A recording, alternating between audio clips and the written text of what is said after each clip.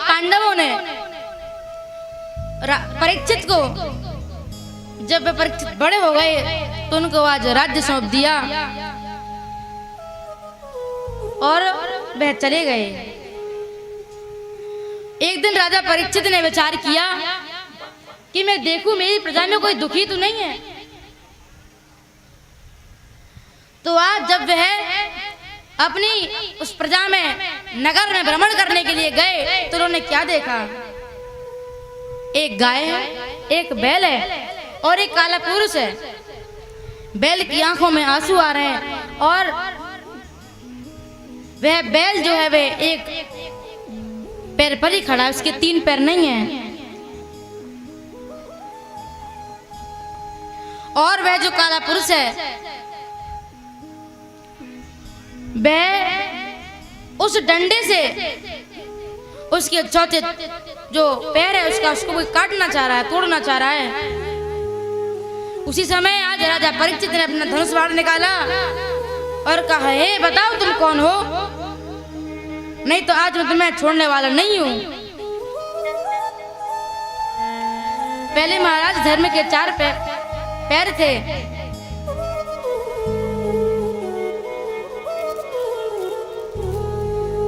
इसके बाद आज वह कलयुग जो है प्राण बचाने के लिए पूरे पृथ्वी मंडल पर गया, पर जो राजा परीक्षित थे वो चक्रवर्ती सम्राट है। इसका अर्थ होता है कि पूरी पृथ्वी पर ऐसा कोई राजा नहीं जो इनको पराजित कर सके, हरा सके। पूरी पृथ्वी को जीत कर राजा परीक्षित बैठे हैं, इतना बल है उनमें। और आज कलयुग पूरी पृथ्वी पर गया, जब बचाने वाला कोई नहीं मिला तो दोबारा राजा परीक्षित की शरण में आया है। प्रेम से बोलिए और जोर से राधे राधे।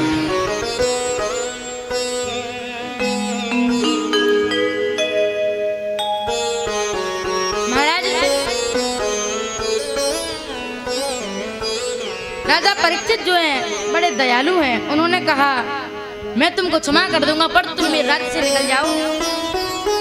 कहा, प्रभु जहाँ जाऊं वहाँ आपकी ही सीमा है, कुछ तो स्थान दो जहाँ मैं रह सकूं। तो आज राजा परीक्षित ने कलयुग के 4 स्थान दिए। ध्यान से श्रवण करना, ऐसा तो नहीं वो कलयुग आपके घर में ही बैठा हो। अभ्यर्थी तस्तदा तस्मै स्थानानि कलये ददा द्यूतं पानं श्रिया सूना यत्रा धर्म चतुर्विधा।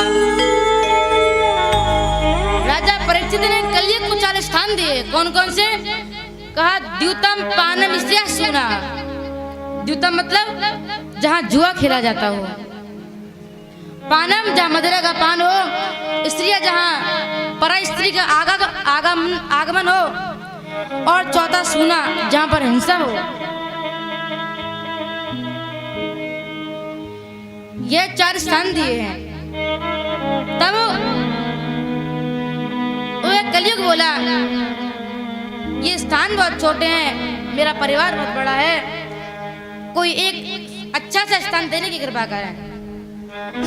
तो उसी समय राजा परीक्षित ने कलयुग को स्वर्ण में वास दे दिया। सोने में कलयुग का वास है। यहाँ पर राजा परीक्षित ने कलयुग को सोने में वास दिया तो स्वर्ण में कलयुग का वास है। इधर भगवान कहते हैं कि धातुओं में स्वर्ण में हूँ। जितनी भी सोना चांदी इत्यादि जितने भी उनमें सोना है वो भगवान है। धातु नाम अस्मिन कांचम, धातु में सोना में हूं। तो कैसे पता लगाएं कि ये जो सोना है इसमें कलयुग का वास है भगवान का? महाराज पाप, अत्याचार, चोरी, किसी का बुरा करके जो कमाए हुआ धन का जो सोना है वह तो महाराज उस सोने में कलयुग का वास है। और जो ईमानदारी से सेवा करके जो धन कमाया उससे जो सोना मिलता है उस सोने में भगवान का वास है। बोलिए भक्त वत्सल भगवान की जय हो।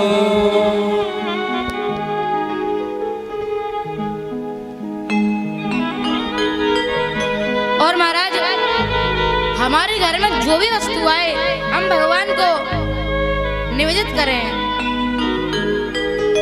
पहले उसे प्रभु के सामने रखें। उससे क्या होता है? तो कहा उसमें जो रोग दोष है ये नहीं। कोई व्यक्ति चोरी करता हो, पाप करता हो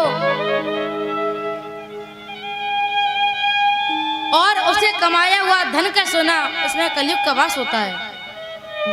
आप जो भी लाएं भगवान को अर्पित करें।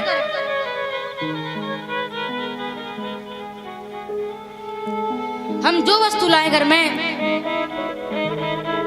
उसको भगवान को अर्पित करें।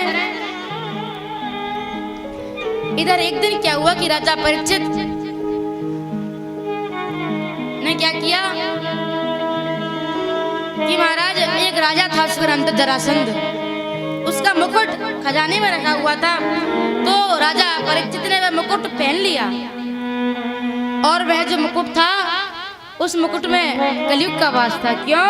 क्योंकि वह जरासंध था, बड़ा पापी राजा था, इसलिए वह स्वर्ण में कलयुग का वास हो गया।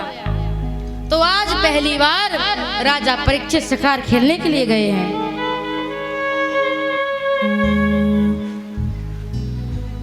और जब वे शिकार खेलने गए, शिकार खेलते खेलते खेलते खेलते वे इतनी दूर निकल गए कि वो रास्ता भटक गए। प्रेम से बोलिए और जोर से, राधे राधे।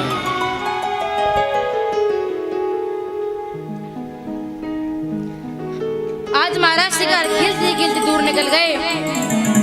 उनको बहुत तेज भूख और प्यास लगी।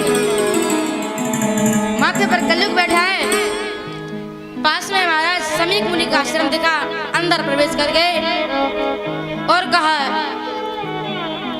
कि हे साधु, मुझे भोजन दो, मुझे पानी दो, मैं राजा हूं। इतने बड़े प्रतापी राजा, कलयुग का वास हो गया। जब समीक मुनि ध्यान से ना उठे तो आज राजा परीक्षित को क्रोध आया। उन्होंने उसी समय तीर से महाराज एक मृत सर्प को उठाया और समीक मुनि के गले में डाल दिया है।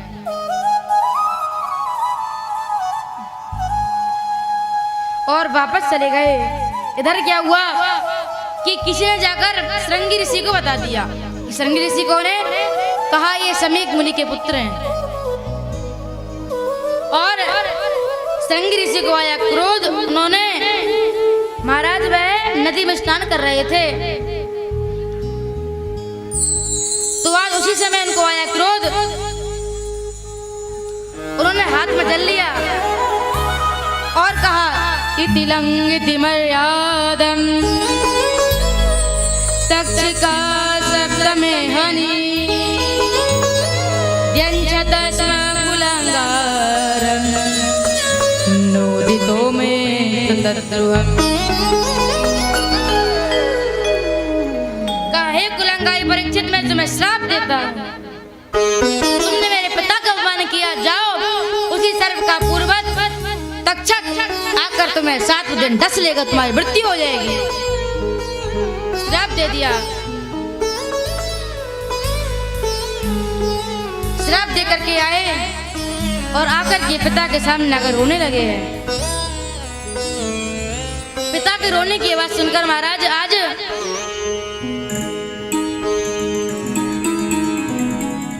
समीक मुनि का ध्यान टूटा और पूछा पुत्र रो क्यों रहे हो?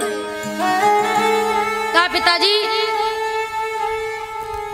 एक राजा आए थे, उन्होंने आपके गले में सर्प डाल दिया, सर्प को फेंका। कहा क्या नाम था? कहा परीक्षित। तुमने उनसे कुछ कहा तो नहीं? कहा उनसे कुछ नहीं कहा, मैंने उनको श्राप दे दिया, 7 दिन में उनकी मृत्यु हो जाएगी। कहा पुत्र ये तुमने अच्छा नहीं किया।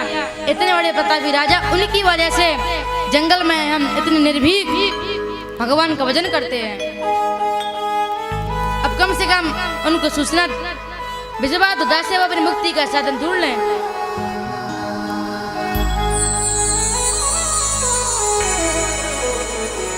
उसी समय महाराज आज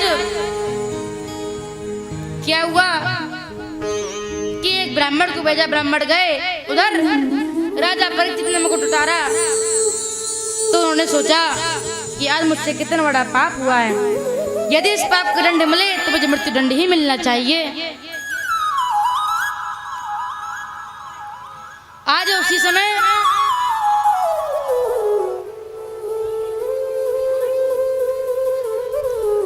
इधर क्या हुआ कि ब्राह्मण आए।